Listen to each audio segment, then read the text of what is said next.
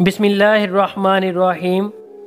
علامہ ابن کثیر، الوسی اور قرطبی نے تفاسیر میں لکھا ہے کہ حضرت حوا سلام اللہ علیہا کو ہر حمل سے جڑواں بچے پیدا ہوتے تھے، ایک بیٹا اور ایک بیٹی۔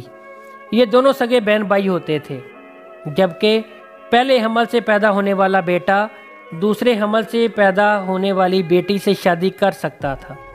حضرت آدم علیہ السلام کی سلبی اولاد کے درمیان ایک بطن کا دوسرے بطن سے نکاح جائز تھا۔ جب حضرت آدم و حوا دنیا میں آئے تو والد و تناسل کا سلسلہ شروع ہوا، تو ہر ایک حمل سے ان کے دو بچے پیدا ہوئے، ایک لڑکا اور دوسری لڑکی۔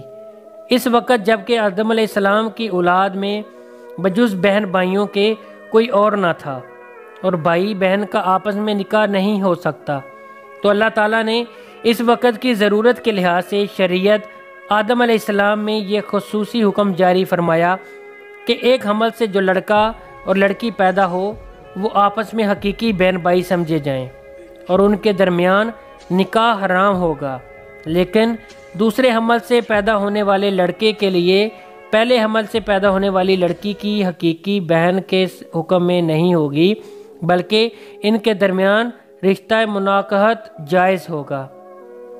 حضرت آدم علیہ السلام کی شریعت میں ضرورت توالد اور تناسل کی وجہ سے یہ جائز تھا، اس کے علاوہ اور کوئی شکل نہ تھی۔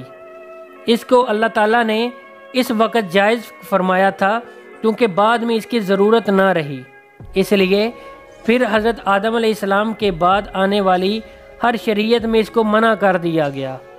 کوئی بہن بھائی آپس میں شادی نہیں کر سکتے۔ قابیل کے ساتھ جو لڑکی پیدا ہوئی وہ بے انتہا خوبصورت تھی، جبکہ حابیل کے ساتھ جو لڑکی پیدا ہوئی وہ اتنی خوبصورت نہیں تھی۔ حضرت آدم علیہ السلام کی شریعت کے مطابق جب یہ جوان ہوئے تو قابیل کی شادی حابیل کی بہن سے ہونی تھی اور حابیل کی شادی قابیل کی بہن سے ہونی تھی، لیکن قابیل اپنی ہی بہن کو پسند کرنے لگا اور وہ اسی سے شادی کرنا چاہتا تھا، جبکہ شریعت آدم میں اس کی ممانعت تھی۔ ایک ہی حمل سے پیدا ہونے والے بچوں کی شادی آپس میں نہیں ہو سکتی، لہٰذا جب یہ صورتحال بگڑ گئی تو حضرت آدم علیہ السلام نے ان دونوں کو اللہ کی راہ میں قربانی پیش کرنے کو کہا اور بتایا کہ جس کی قربانی کو آسمان سے آگ آ کر کھا جائے تو سمجھنا کہ اس کی قربانی قبول ہو گئی۔ قابیل کھیتی باڑی کا کام کرتا تھا، حضرت حابیل بکریاں چرایا کرتے تھے۔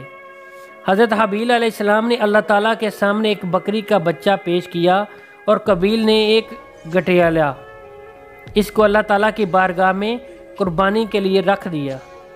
چنانچہ حضرت حابیل کی قربانی قبول ہوگی اور ایک دن قابیل نے غصے میں آ کر حضرت حابیل کو پتھر مار کر قتل کر دیا۔ پھر شیطان قابیل کے پاس آیا اور اس کو گھر سے بھاگنے کے لیے کہا۔ شیطان کہنے لگا، اگر تم یہاں رہو گے تو تمہیں تمہارا باپ مار ڈالے گا۔ بس اسی قتل کے ڈر سے قابیل اپنی سگی بہن اقلیمہ کو لے کر یمن کی پہاڑیوں میں جا بسا۔ اصل میں شیطان کو یہ ڈر تھا کہ کہیں قابیل توبہ کر کے آدم علیہ السلام کا تابع دار بیٹا نہ بن جائے۔ پہاڑیوں میں جا کر نسل قابیل خوب بڑھنے لگی، وہاں اس کی کثیر اولاد ہوئی۔ قابیل اور اس کی اولاد نے سب سے پہلے آتش پرستی اور پھر شیطان کے بہکاوے میں آ کر بت پرستی شروع کر دی۔ دنیا میں قتل و غارت، حسد و فساد اور بت پرستی کی بنیاد قابیل نے ہی رکھی۔ حضرت عبداللہ بن مسعود رضی اللہ تعالیٰ عنہ سے روایت ہے کہ حضور نبی کریم صلی اللہ علیہ وآلہ وسلم نے فرمایا، دنیا میں جب بھی کوئی ظلم سے قتل ہوتا ہے تو اس کا ایک گناہ آدم علیہ السلام کے بیٹے قابیل کی گردن پر ضرور ہوتا ہے، اس لیے کہ یہ وہ شخص ہے جس نے ظالمانہ قتل کی ابتدا کی۔ یہ ناپاک طریقہ کار جاری ہوا۔ دن کے بعد حضرت آدم علیہ السلام مسلسل پریشان رہنے لگے۔ حضرت آدم علیہ السلام کی اللہ کی بارگاہ میں دعا کرتے تھے، یا اللہ مجھے نیک اولاد عطا فرما۔ اللہ تعالیٰ نے حضرت آدم علیہ السلام کی دعا کو قبول فرماتے ہوئے حضرت آدم علیہ السلام کو ایک لڑکا عطا فرمایا جس کا نام حضرت شیش علیہ السلام تھا۔ حضرت شیش علیہ السلام جوان ہوئے تو آدم علیہ السلام نے اپنا جانشین حضرت شیش علیہ السلام کو مقرر کیا۔ ان کو حکم دیتے ہوئے کہا کہ اپنے بھائی قابیل سے ہمیشہ دور رہنا۔ جب حضرت آدم علیہ السلام کا وصال ہوا تو اللہ تعالیٰ کی طرف سے بے شمار فرشتے زمین پر نازل ہوئے۔ انہوں نے حضرت شیش علیہ السلام کو اپنے باپ کو دفن کرنے کا طریقہ بتایا۔ اس کے بعد بی بی حوا کا بھی وصال ہو گیا۔ اس کے بعد زنا کی شروعات ہوئی۔ اس کے بعد ایک وادی میں قابیل اور اس کی اولاد رہنے لگے۔ شیطان ایک آدمی کی شکل میں ان کے پاس آیا۔ شیطان نے ان لوگوں کو عیش و عشرت میں لگا دیا۔ شیطان نے ان کو ایسے ایسے کپڑے اور گانے بجانے کے طریقے سکھائے کہ وہ کبھی بھی ان کو نہ بھول سکے۔ انہوں نے ایک دن میلے کے لیے مقرر کیا جس پر وہ برہنہ عورتیں اور مرد اکٹھے شرکت کرتے۔ اس میلے پر طرح طرح کے گانے اور موسیقی کی آوازیں آتی۔ اس طرح جو شخص مومن تھے ان کو بھی یہ آوازیں سنائی دیتی۔ ایک دن ایک مومن کے دل میں خیال آیا کہ یہ سب کچھ قریب سے دیکھنا چاہتا ہوں۔ ایک دن وہ مومن اپنے ساتھیوں سے چوری وہاں سے نکلا اور قابیل کے لوگوں کے پاس آ گیا۔ اس نے دیکھا کہ قابیل کی اولاد بے حیائی اور فضول کاموں میں لگی ہوئی تھی۔ اس شخص نے وہاں جا کر دیکھا تو وہ عورتیں بہت ہی خوبصورت اور حسین تھیں۔ اس حوالے سے روایت میں آتا ہے کہ حضرت شیش اور اس کے ساتھی بہت ہی حسین و جمیل اور جوان تھے۔ ان کی نسبت ان کی عورتیں زیادہ پیاری نہیں تھیں۔ قابیل کی اولاد میں لڑکیاں تو بہت پیاری تھیں لیکن ان کی نسبت مرد زیادہ حسین اور جمیل نہ تھے۔ وہ شخص قابیل کی اولاد عورتوں سے بہت ہی متاثر ہوا۔ اس کے بعد وہ واپس آ گیا۔ اس نے مومنین کو بھی ان کی عورتوں کے بارے میں بتایا۔ ان میں سے جو کمزور ایمان والے تھے وہ قابیل کی طرف ہجرت کرنے لگے۔ اس کافی حد تک مومن لوگ بھی قابیل کے فتنے میں داخل ہو گئے اور فضول کاموں میں شامل ہوتے جا رہے تھے۔ اس طرح وہ ایک دوسرے کی طرف مائل ہوتے تھے جہاں سے زنا جیسے کبیرہ گناہ نے جنم لیا۔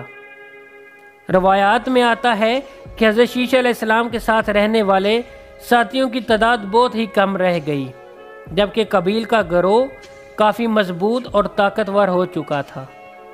وہ حضرت شیش علیہ السلام اور ان کے ساتھیوں کو تنگ کرتے تھے، ان کو طرح طرح کی تکلیفیں دیا کرتے تھے۔ حضرت آدم علیہ السلام نے وفات کے وقت حضرت شیش علیہ السلام کو نصیحت کی تھی، اے میرے جانشین، میرے بعد تقوی اختیار کرنا اور اپنی نسل کو قابیل سے پاک رکھنا۔ ایسا ہی ہوا۔ حضرت شیش علیہ السلام نے شادی سے انکار کیا جس پر قابیل کے بیٹے حضرت شیش کی اولاد میں سے لڑکی کو اٹھا کر لے گئے، جس پر حضرت شیش علیہ السلام نے اللہ کے حکم سے قابیل کے لشکر پر حملہ کیا اور ان کو تہس نہس کر کے لڑکی کو آزاد کروا لیا۔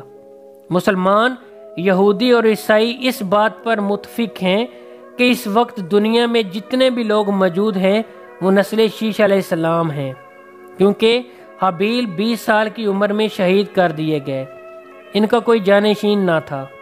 قابیل اور اس کی اولاد شیطان کے پیروکار بنے جس کو طوفان نوح میں غرق کر دیا گیا۔ اس لیے نسل انسانی صرف اور صرف آدم علیہ السلام کے تیسرے بیٹے حضرت شیش علیہ السلام سے ہے۔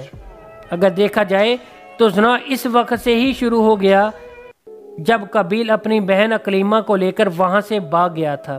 اس نے اپنی بہن کے ساتھ ہی اپنی اولاد کو جنم دیا۔